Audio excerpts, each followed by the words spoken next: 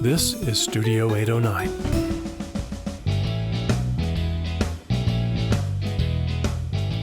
Hi everyone, welcome to the Outdoors Hiking Bob podcast. I'm your host, Hiking Bob Falcone. You can find me on my website at hikingbob.com, which has links to my social media, my columns at the Pikes Peak Bulletin, my photography, all that stuff. I'm not going to bore you with all the details. Is at hikingbob.com. Today, I have two guests. We are at the El Paso County Parks Bear Creek Nature Center. It is celebrating a big anniversary this year and some other pretty significant stuff, so we're going to talk about that. We have Mary Jo Lewis, who kind of runs the place, right, Mary Jo? Supervisor. She's the supervisor, and Kylee Taylor, who, what do you do here? Program coordinator. Yes. And I didn't mean to dismiss what your titles are, because as with every other job around the county, you guys do a whole bunch of things. Many hats. Yeah, you wear many hats, but Mary Jo supervises it. Kylee takes care of the programming and stuff like that. So this year is the 50th anniversary of this nature center, this beautiful nature center. This is actually the second one. Yes. A little story behind that I think you'll probably get into in a little bit. 50th anniversary of a nature center here. Tell us about what makes this place so special. There's a couple of things about it that I didn't know until a little while ago that kind of make this special. Yeah, first of all, I think the fact that we have a 50-year legacy of being here, first nature center to open our doors in Colorado, certainly a point of pride for us. And that over the course of those 50 years, we've been embraced by the community, have served the community, and are still doing so in ways that are innovative all the time and trying to figure out how we can serve even more folks in our community. I think that's something to be very proud of. Definitely.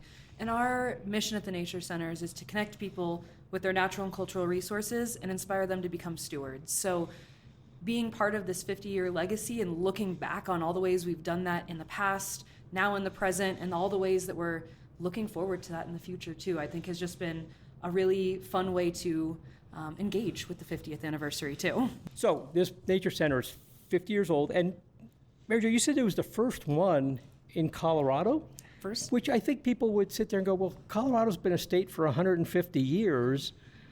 How did that, do we know why it took, why didn't Denver have one sooner, or Boulder, or somebody else, or Colorado Springs have one before we had one here? I think it's great that we're the first ones. I think it's awesome. But I'm really not sure. I speculate that around that time, like in the 70s, there was really a shift in consciousness. People thinking more carefully about our resources and how to protect them. Why it was here, I'm not sure, but how exciting that El Paso County was on the forefront of seeing the need in the community to have these resources, these hubs for education and connection and community.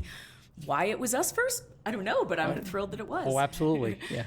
And I really think the story of Bear Creek Nature Center is the story of our community and the public too, because before there was Bear Creek Nature Center, there was a pavilion here. Mm-hmm. And the pavilion was great, but the community around it was the kind of thrust to really make sure that they had something more than that even. So the pavilion then became the original nature center, Solar Trails Nature Center, or Solar Trails Center is what we actually called it. And that was, again, the community saying, this is what we want, this is what we need, and really backing the Nature Center from the beginning, too. And even prior to that, it was possible that this land would be developed and sold to real estate developers, and the community came out in force to state that this is open space that we value and we want. So really, as Kylee said, the story of the community being an integral part of this goes back even before the Nature Center building was here. And this Nature Center anchors like the west end of Bear Creek Regional Park, and it all kind of flows east around. It goes over 21st Street and just keeps going all the way over to 8th Street. So it's a gem. Yeah, it's a really big, and the park headquarters is located, the Parks Department headquarters is over on the other side of this and everything. So give us an idea, what is the, you kind of mentioned it started out as just a pavilion. I guess there was probably some volunteers or staff people who would just say, go that way or go this way or something like that. That was prior to even having that. Okay. Just a pavilion building. And then that was what they augmented to be a nature center in 1976. The Solar Trails Center opened its doors. What is incredible is when you look at the statistics, how many people they were serving through field trip and programming even within the first couple years. It shows that like strong demand in the community for that. People just embraced it from the get-go. Yeah, I think I saw in some of our documents and things that we're poring over, in the first 3 years, they quintupled the number of people that they were serving within the El Paso County community.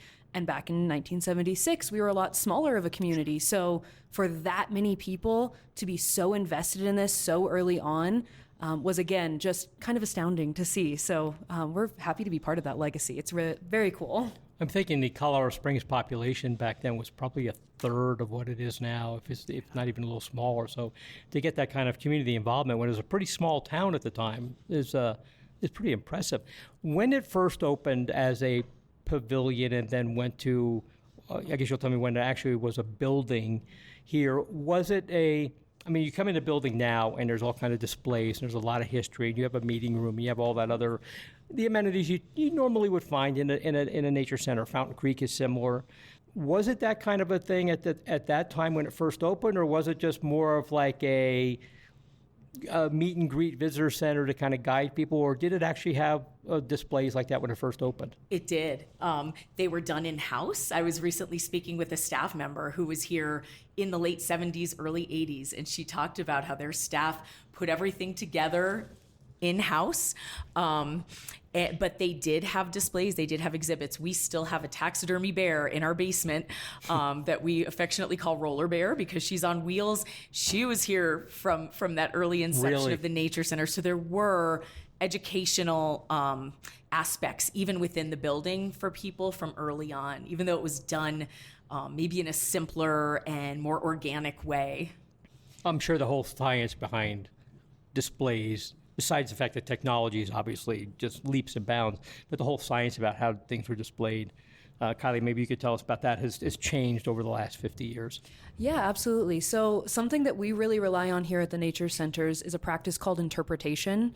So taking a lot of those big picture concepts, making them digestible, making people understand why they should care about that and how they can connect to it. So that practice itself has also just kind of changed and shifted throughout these past 50 years, but the core of it is still the same, making sure that people understand their resources, understand the area that they're in, and can then go on and steward it as well. When it first opened, what was the staff here? I imagine there was some kind of staff here, or was it all volunteers at the time?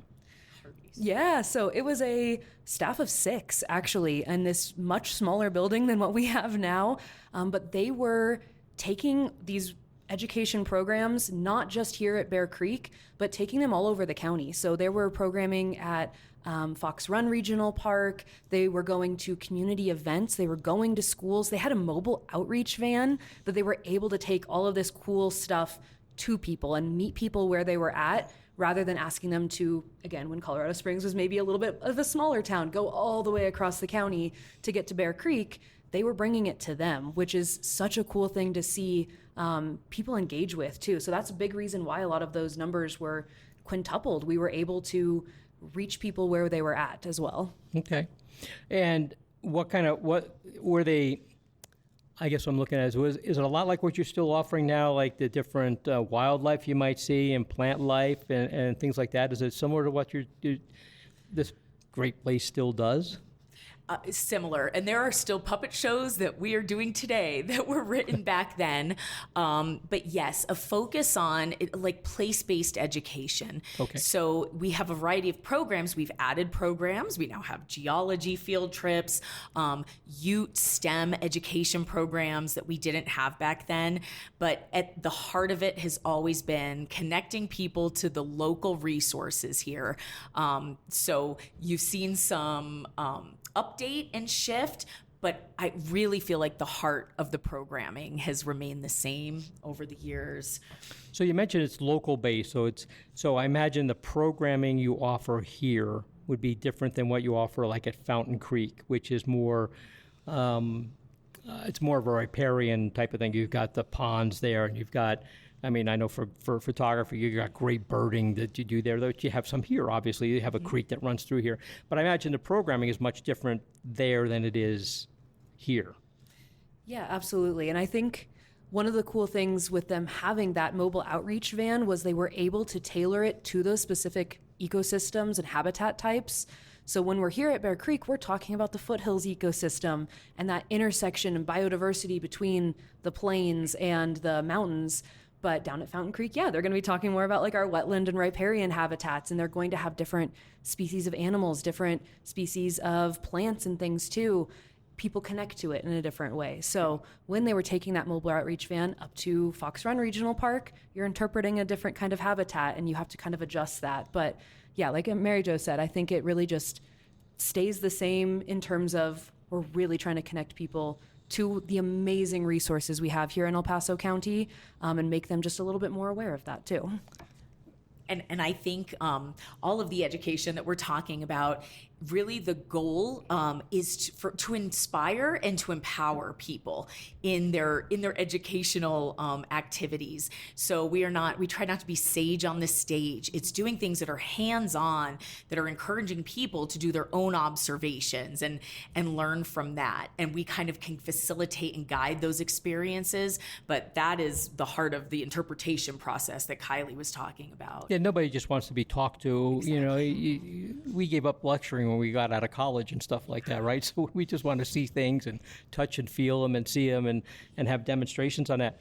Let's talk about the number of people that you get through here. I imagine, and maybe I'm wrong on this, that you mostly see school-age kids.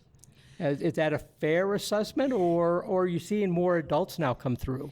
I always think of this, like when I was a kid, we would go to that, but as a structured thing, and as an adult, I come through a nature center and I kind of walk through it and kind of look at things, and I may not take part in a program as much as I did when I was a kid.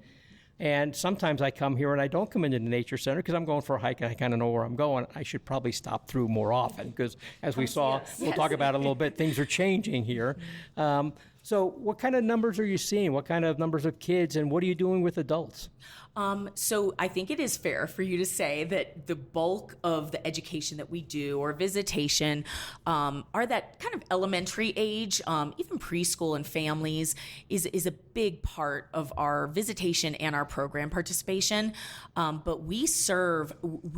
part of it is that we aim to serve as many people in the community as we can. And we're always trying to figure out what audiences are we not reaching as much, and how can we do that better? And so we've developed programs over the years targeting the folks that we'd love to see more that we don't. We have an active adult series of programs here at Bear Creek. So we offer programming that is adult specific. We have a sustainability series where we teach people in different ways how to live with a lighter footprint. That's been everything from raising backyard goats to doing art that is sustainable and nature-based. So we have seen our visitation and our program participation change over the years to really be a broader audience in terms of age and a lot of other factors too. Was it back in the day when it started more geared towards kids than it is now, do you know, or do you have a feel for that? Was it... I kind of think that getting more adults involved seems to be more of a modern thing as people become more aware of things. And when I was a kid, which would have been, well, I was a little older by the time this opened up. But what I'm saying is, I think that those kids who were here when they started are now the adults who are. Is that a fair assessment that more adults now than would have been back in the day? I don't know that we could speak to that for sure, but I would wager that that's probably a fair assessment. And it's really neat. We see so many full circle things happening here where people come in and say, I came here as a preschooler, and now they are bringing their children, or they came here on a field trip and they're now bringing their children. It's really wonderful to see that full circle and that people have been connected to this center for so long and continue to be so. So give us an idea. What kind of programming, we can talk about programming, and that can cover a lot of different things, I imagine. Kylie, that's your scope here in the Nature Center. Kind of tell me what kind of programming you guys offer. For sure. So we have a variety of programming, like Mary Jo was talking about. Some of our really big ones, field trips, for sure. We are booked out for field trips often. So I'll have schools still contacting me asking for dates, and I have to turn them away because we are just so jam-packed with field trips, and that's so fun to see. We have 8 different field trips, I believe, now, and they all correlate with our Colorado state standards. So the kids are not only getting an experience in nature, it's sometimes the bookend of their curriculum that they're learning in class. So maybe they're coming here as the fun thing, or this is their first intro to it. But there are so many instances on field trips where we are just enamored by the way that kids see the world too. Watching them interact with nature in maybe a new way for them is so fun to see. So field trips are huge for us. We're in the midst of summer camps right now too. So our summer camp season is off and running. We get to spend about a week with our campers here, and they're learning all sorts of different things. Each summer we have different themes for them as well. So we were talking about birds last week. We're going to talk about water in a couple weeks, but theming all of that around there just to give them a deeper sense of, again, that place and the knowledge of where they live. So those are 2 of our really big ones. We also have some really great programs like our Trailability program geared towards people with disabilities and making sure that they have the same access to the outdoors that everyone else does too. So getting them out on hikes using our terrain hopper vehicles and all of that fun stuff too. We also have a ton of special events. We have our big bear run event that happens in November. It's our biggest fundraiser of the year, running around the park in bear onesies. So that's just a fun, silly one, but holiday themed events and things too.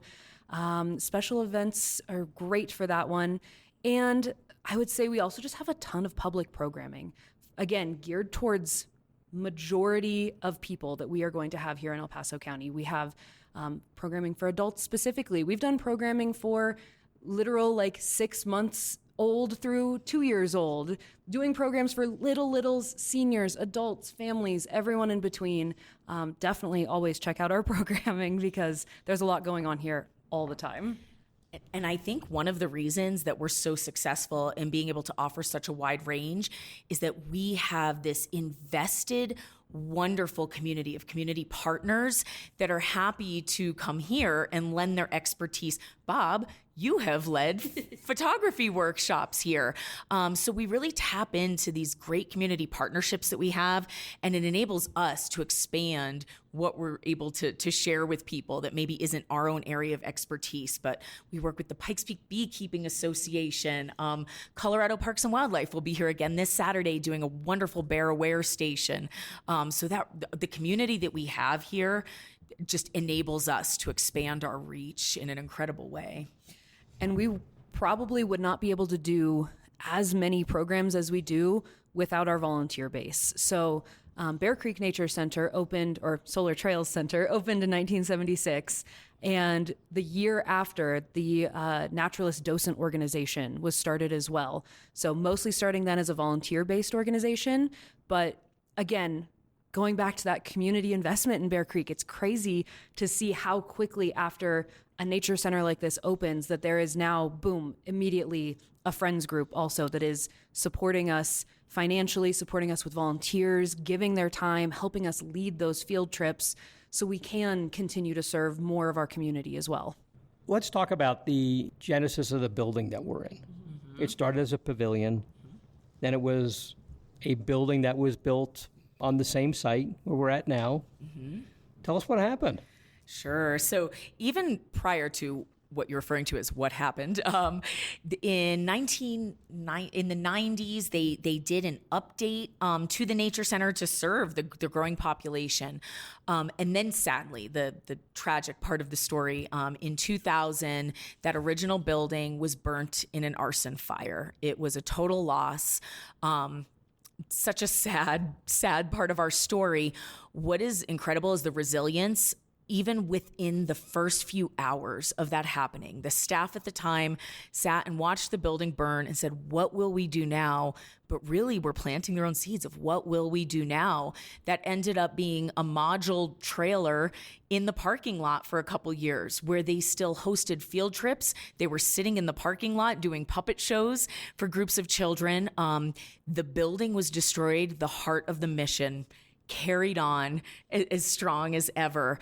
And then what's also incredible, going back to the community that has always supported this building, this beautiful building was finished in 2002. So just 2 years after the arson fire, the new building opened. And that was through a combination, obviously county financial support. That was the first time that it was put on the ballot for the Tabor refunds to be reappropriated and not refunded, and the community supported that. There were school children doing penny drives and fundraisers in the Pikes Peak region to help reopen Bear Creek Nature Center. It's incredible, right? And so just that upswell of community support, gave us the building that we now have. It's a great facility that can host large events and big field trips. The fact that it is still free is just amazing. We have some days well over 100 visitors right now. That's been the norm every day. They can walk through this door, learn inside the building, enjoy the beautiful trail network, have a picnic on the patio, and not spend 1 cent. And I think that's a real amazing thing to be able to offer. I remember when that fire happened and how quickly the county government commissioners were like, we're building a new one. Because, and I want to phrase this just right, as we know, county budgets tend to be tight. Parks departments in general tend to, I'm not pointing fingers at anybody, tend to be sometimes on the low end of the totem pole for various reasons. And again, I'm not dissing anybody for this. It's just the nature of the beast. But they were quick to go, no, we're building a new one. And like you said, in 2 years, you had this brand new building was already here. That was amazing how fast the county government, the elected officials realized we cannot not have this building sitting here. That was really impressive that they jumped on that. And like you said, Tabor refunds and fund drives and whatever else it took to build this beautiful building. But they were all over that to get that built. And I was really impressed with that at the time, that they did that as a taxpayer and a voter and stuff in this town. Such a fiscally conservative, But it shows people appreciate that, even in a place where, I find that demographic unfairly sometimes is perceived as not liking parks and stuff like that. But in reality, they really do like it. They understand they appreciate it. They can be fiscally conservative. Go, we want our parks, yes, and we want our stuff. We want those things there. So we've got this 50th anniversary coming up. That's the big thing. This is June. It's coming up in July. August. Tell us what you guys are planning on for this 50th anniversary celebration. I know you got all kinds of stuff planned. You're good. So this is our Bear Creek Nature Center 50th birthday party. And we're going over the foothills instead of over the hill, So we will be hosting that here at Bear Creek Nature Center on August 22nd from 10 o'clock to 2 o'clock. It is going to be free and open to the public. We are inviting you to our birthday party. We want you here. We will have cake. We will have fun activities. It's just going to be a celebration of all things past of Bear Creek, all things present, and our future too. So we want our community that has been so integral in every stage of Bear Creek Nature Center to be part of that and celebrate it with us too. Some of our really valued community partners will be here to offer stations and activities. We will have guided living history walks where folks can go on a walk and meet some of the characters that shaped the history of Bear Creek, going from the 1800s to the present day. Guided insect hikes, all kinds of things that we hope will make this a really fun and celebratory day for folks. We have the Buffalo Gals picnic basket is sponsoring the event, and they'll have some treats and goodies for everybody. We just really hope that people take advantage of the chance to come here for free and have a great day of celebration and activity with us. I want to put something into perspective real quick about, you point out how this is a free thing, how important that is, where I spend some of my time in Arizona, beautiful county park system there, and their parks are huge. Some of them are more than 1,000 acres. They're very big, but, they are tax supported, but you also have to pay what's actually a pretty hefty fee to get into the county parks. My county parks pass, because I buy one because I'm there enough during the course of the year, is more than $100. Wow. It is pricey. So the fact that, and it's also taxpayer. It's not like Colorado parks, state parks are completely user funded, no tax money. They're tax supported and still charge a hefty fee. Their state parks are state funded and still charge their annual pass is like $200 or something. It's outrageous.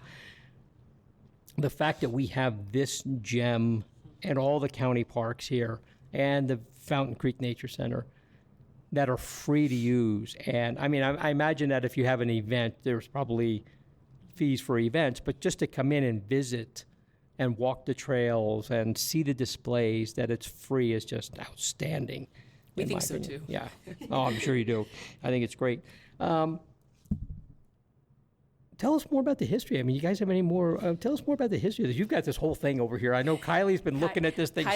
She's spreading it out and everything. She's got all this stuff here, and I know she's wanting me to ask a question about that. We have a wonderful history timeline. If you visit the Nature Center, you can go look at this wonderful history timeline we have. Up until this year, the history timeline that had been created ended at 2002. With the new building opening, a lot has happened since then, and Kylee has updated that timeline and added some, things of note that have happened here since 2002. We can't put it all on there, but we've chosen some highlights. Yeah, definitely. So since 2002, I think one of the really big things that we've been able to do is take a little bit more of the ownership of that greenback cutthroat trout that was actually found here in Bear Creek itself. So up a little bit further from where the Nature Center is, the last surviving population of greenback cutthroat trout that were thought to be extinct actually ended up being found again. So we're really excited to be part of that conservation story and stewarding this creek and this natural area too. So we have a tank down in our exhibit room where we have a greenback cutthroat trout that is on display so people can learn about them, see them, understand why it's important to conserve some of these spaces. The greenback cutthroat trout went extinct because of pollution and some almost went extinct because of habitat fragmentation, some introduced species in there that were out competing them. So just being able to be part of that story was really cool. So in 2018 is when we added that exhibit downstairs, part of our kind of exhibit revamp. Other cool things that have started since 2002, our Bear Creek Bear Run, like I mentioned before, running through Bear Creek Park in a bear onesie. It's one of our biggest fundraisers of the year for our nonprofit Friends group as well. And just being able to start that and see it grow exponentially over the past couple of years has been amazing to see. Again, that trailability program has been in recent times. Our VIP trail here at Bear Creek as well. So we are down in a canyon. We don't have good QR code access or cell phone service. So we use a device called a Pen Friend that you can use along our trail, and it will read the interpretive signs to you as you're guided down this trail rather than you having to read it yourself. So that has been a huge step towards accessibility here at the nature centers that we've really been trying to focus on the past couple of years, is just making sure that everyone has access to the outdoors. And then the last one I put on there too is my own selfish one, the restoration crew. So I started the restoration crew a couple of years ago as kind of an extension of our mission of giving people a hands-on stewardship opportunity. That's also helped us a lot with reaching our adult audience too. We've had a couple people that hike our trails all the time, don't really come into the nature center, but want to give back to our natural resources and the places that they love, and have now become members of the nature centers and donate to the nature centers and really truly care about the space as well. So the restoration crew has been a big addition to the work that we're doing in the stewardship aspect of our mission too. And both the two of the recent things you mentioned, the restoration crew and Trailability have also inspired those things elsewhere. So that's been really great. They might have started here, but Fountain Creek Nature Center now has a restoration crew, so they're able to expand how much they can take care of Fountain Creek with the small staff that we have. And Trailability is, as of this season, happening in Fox Run Regional Park. So it's really neat to see some of what we've started here that has inspired those things to happen elsewhere in the county. We are contacted all the time now by entities all across the country who are starting their own programs similar to Trailability, possibly with a terrain hopper vehicle, maybe with a different vehicle. But they look to us as a resource to help them get their own program off the ground. So that's been really great too, that us starting those programs has inspired others and given others like a little help that they might need to do the same things in their own community or their own space. Well, I know about the terrain hopper program, the Trailability program. Let's not gloss over that. That is such an important thing that you guys have done. I know, Kylee, that's been your baby from the beginning, and you and I did a podcast about it a little while back. Because of that, we now have two of them in Cheyenne Mountain State Park. Because of that, the city of Colorado Springs, they went with a different vehicle. Like I said, there's multiple different types of vehicles that are suitable for different places, but they have a program now. Cheyenne Mountain State Park just added another trail where they can take their terrain hopper. Staunton State Park, which I would think was the first place I had seen it, and I brought it to... They were the ones that we kind of based a lot of stuff on. Yeah, so they have a program, and we're seeing more of these programs being added on that are getting people out there that just otherwise would have a difficult time. I mean, not all trails are designed for everybody, so you can take that, and it's still not going to get you on all the trails, but it's going to get you out further than you could if you didn't have something like that. I think that is probably, in my opinion, besides all the other great stuff you do, probably the biggest accomplishment to come out of this nature center. Just the people who don't get a chance to do that, and inspired, like I said, it inspired Cheyenne Mountain State Park to do it, inspired the city of Colorado Springs to do it. I know you talk to all kinds of people all around the country to get them to do it. And it created an industry where people are making these vehicles for people to get out there. And then there's funding sources that are becoming available to buy these things, because they're not stupid expensive, but they're not cheap either. Right. So it's like it takes a little bit of funding and a little bit of planning and maybe some grant writing to get those. But I think for me, who I'm completely capable of hiking any trail I want, but I recognize that not everybody's out there who can do that, is probably the biggest thing in the last several years to come out of this park, besides all the other great stuff that you guys do here. I don't want to diminish anything else, but that to me is getting more people out there, I think, is probably the biggest thing that I've seen come out of this park. And I think our kind of ethos has been looking around the nature center, looking around our trails, and trying to figure out who isn't there and how do we get them there. And so having the VIP trail with opportunities. And just explain to people what VIP stands for. Oh, I'm so sorry. The Visually Impaired Persons Trail. So that's our VIP trail. Making sure that people that maybe are low vision or blind still have access to the interpretive signage that people put so much time in that helps you, again, connect to that place a little bit more. Is so important. So we have that on our boardwalk trail. We also have it in our pollinator garden so people can hear those signs as well, and in our exhibit room. So all of the things in here are still accessible to folks that are blind or low vision too. So again, just figuring out who's not there and how do we get them here instead. For me, the biggest thing with the county parks is the innovativeness of that. That visually, I don't think I've seen that. I'm not a big, as much as I should be, I don't visit visitor center. I'm a trail person, but I should visit them more often. But I don't recall being on a trail and seeing that in other places. But I see it here, and I see the trail, the terrain hopper program, which, again, we're seeing more of that around. I think it's really, the innovativeness of this department is really the biggest thing I see that's just sets it apart. Yes, our former Parks Director, Todd Martz, who had a 30-year history in the county and started here at Bear Creek. I believe he originally really had this vision of a program where we could get people out on the trails.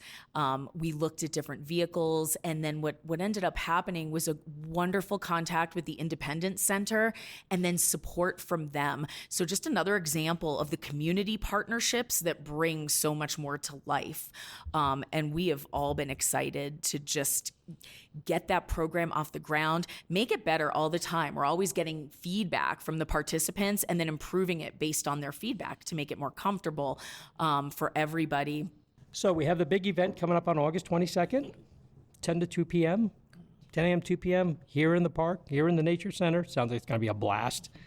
What other things can we expect to see in the next couple of months? Do you have any other events going on that are going to celebrate that, or are you pretty much... Or should we just tell people just to watch I'm on your email list. Yeah. I get email once or twice a week about things going on here. So we always have programs and things happening, but this is going to be like the celebration for our 50th anniversary. We've been celebrating it throughout the year through various special events and things that we already host, but we are really, this is the one we want everyone to come to. This is the one we want to be able to have people celebrate with us. When people come to visit the Nature Center, before the birthday party, after the birthday party, we also have a big board up in our exhibit room right now, just asking people to share, what does Bear Creek Nature Center mean to you? You can put a little Post-it note up on the board. We also have some long form information that you can share with us too. We just want to know what this means to you. My favorite Post-it note so far said, joy, peace, scat. That's what Bear Creek Nature Center means to them. So that's been my favorite. But we've seen all sorts of things like Bear Creek Nature Center means to me community. It means joy. It means dipping my toes in the creek. It means learning new things. It truly means something different to everybody. But the prevailing thing we've seen come out of it is that joy, peace, and scat, apparently, too. Well, I would have figured on the first two. The third one would have kind of been a surprise to me, too. But okay, that works. Great things happening here. Mm-hmm. As you guys know, I have a definite affinity for our county parks. I love our county parks here. Anything else about this that I may have forgotten to ask you about, or maybe I didn't ask you about, that you want to throw out there? For the public? So during that birthday party, we will be paying homage to events of the past that shaped Bear Creek Nature Center, as well as what we do right now that's successful and looking towards the future. The spring hike was an event that really got traction here over the years. They had hundreds of people that would come every year. That was actually the day of the fire, was the day of the spring hike. So staff was arriving very early in the morning before the sun even came up to set up for that, and found the building in flames. But that was a really popular event. And part of that was that every year there was a signature brand that they would make, and folks could either brand their hiking sticks or a wood cookie. So we'll have a station at the birthday party in August that pays homage to that and gives people a chance with a specially designed brand designed by our very own Kylee Taylor, to do a wood cookie and get their own branded cookie. So it's great. It's just celebrating things from the past, and then looking at what we're doing successfully right now. As if you hadn't sold me on coming to the event. Now I'm definitely coming to the event. Cake didn't get you? Cake had me. The brand sealed You it. had me at cake, but the brand sold me. That's again, that's a pretty innovative thing. I can't think of any other event where they're branding stuff. I think that's pretty awesome. So you can have this big fire going out there. Sign an extra special waiver that day. yeah, I could see that. That is awesome. That is great. It sounds like it's going to be a wonderful event. It's going to be a lot of fun. You guys, thank you so much.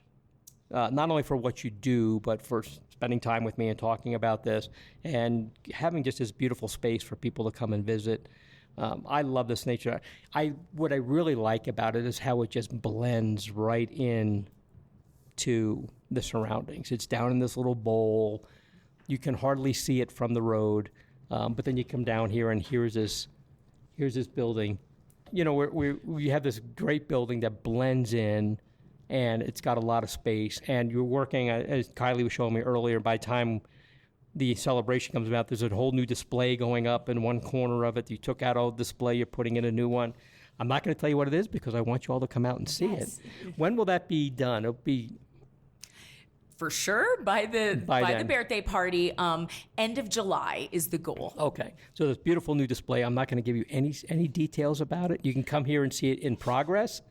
Or you can come the end of July and see it when it's done. You can come in August and see it during the celebration. But it's pretty cool. I think it's very arty and it's very cool. I like it. So again, Mary Jo, Kylee, thank you so much for the work you do here, for having time to come in and talk to me about it, and for putting on it what I'm sure it's going to be an awesome. I haven't been to anything here that hasn't been just awesome. And Buffalo Gals, my favorite, so you kind of had me at that too. Cake, Buffalo Gals, and branding. I don't know what else do I need to be able to come here other than seeing all you guys. Again, thank you guys so much. Thank you so much, really. Thank you for always supporting us, for supporting the county parks, and helping us share the word in the community about what we do. My pleasure to do it. And with that, folks, the event is going to be the Birthday party. We love our puns here. The birthday party. The birthday party. Over the foothills. Over the foothills, August 22nd, Bear Creek Nature Center from 10 a.m. to 2 p.m. If you can't make it that day, and you really want to, just for the branding, if nothing else, just come here and just see this beautiful place, chat with the people here. Awesome group of people. You're closed Sundays and Mondays, or? We're open Tuesday through Saturday from 9 a.m. to 4 p.m. But the park is open every day. Dawn to dusk every day. So come here and visit the park. Great hiking trails. I'm going to go take a look here because it's wildflower season. I brought my camera. I might stop and take some pictures of wildflowers. Thanks, everybody, for listening to the Outdoors Hiking Bob podcast. We'll talk to you next time.